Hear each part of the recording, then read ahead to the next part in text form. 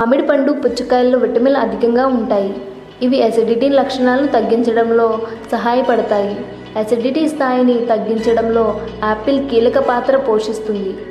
భోజనం తర్వాత ఒక యాపిల్ తింటే అసిడిటీ రాకుండా నివారిస్తుంది.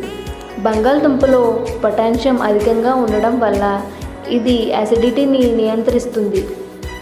ఉడకబెట్టిన బంగాళదుంప మంచిదని ఆరోగ్య నిపుణులు సూచిస్తున్నారు. ఇకపోతే ఉల్లికాడలు అసిడిటీని తగ్గిస్తాయి. ఇందులో ఉన్న పొటాషియం, కాల్షియం, మెగ్నీషియం అసిడిటీని తగ్గించేందుకు దోహదం చేస్తాయి.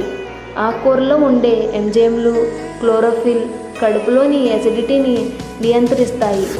గుండెల్లో మంట ఉన్నప్పుడు తాజా నిమ్మ, ఆరెంజ్, నారింజ, పైనాపిల్, క్యారెట్, గుమ్మిడి, దోస, సొరకాయల రసాన్ని తాగితే అసిడిటీ లేదా గుండెలో వచ్చే మంట తగ్గుతుంది.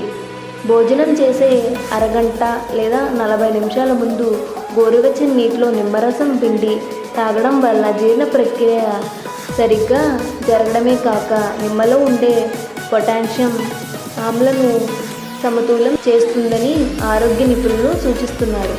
ఈ వీడియో కనుక మీకు నచ్చినట్టయితే లైక్ చేయండి, షేర్ చేయండి. మరిన్ని లేటెస్ట్ అప్డేట్స్ కోసం మా ఛానల్ని సబ్స్క్రైబ్ చేయండి.